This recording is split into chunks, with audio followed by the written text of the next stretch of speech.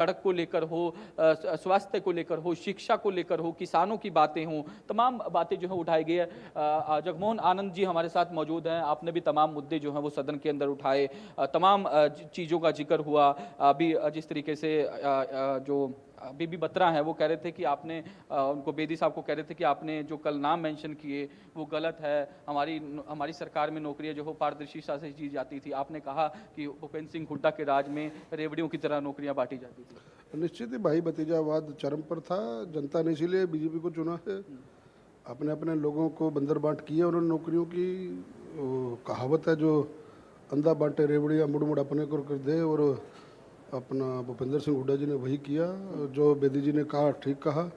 और एक विशेष गोतकर को उन्होंने जो नौकरियां दी, क्षेत्रवाद का जो बढ़ावा दिया, इसीलिए जनता ने भारतीय जनता पार्टी को चुना। बिना खर्ची बिना पर्ची नौकरी का जो बीज आदरणीय मनोहर लाल जी पूर्व मुख्यमंत्री उन्होंने बोया था, उसी का नतीजा है कि भी आज भारतीय जनता पार्टी लगातार तीसरी बार सरकार में।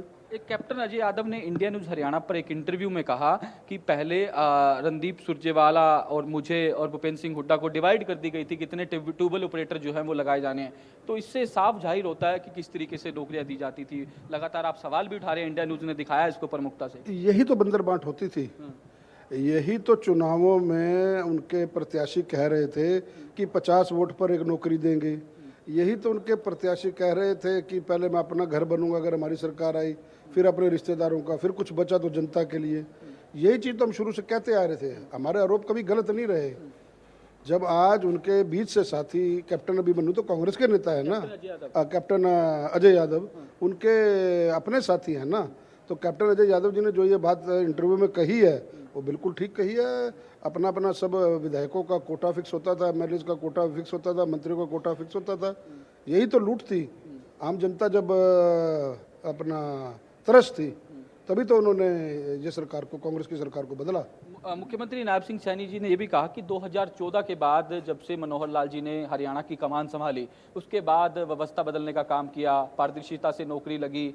किसी को, जिस बच्चे को उम्मीद भी नहीं थी, उसने टेस्ट क्लियर करके नौकरी लगी, चाहे वो किसी भी बिरादरी से हो, सबको साथ लेकर चलने का काम किया गया। मतलब जातिवाद को खत्म करके पूरे प्रदेश में जो है वो नौकरियां दी गई, इस तरीके की बातें भी गई। देखिए, मैं तो उनकी जो मनोहर लाल जी का कर्म क्षेत्र है, जो उनकी विधानसभा रही है, करनाल से आता हूँ, करनाल से चुन कर रहा हूँ। 2 बार उन्होंने वहाँ से प्रतिनिधित्व किया और उसके बाद करनाल से ही वो अब माननीय सांसद के रूप में और केंद्र में मंत्री के रूप में अपना जो है जिम्मेवारी निभा रहे हैं।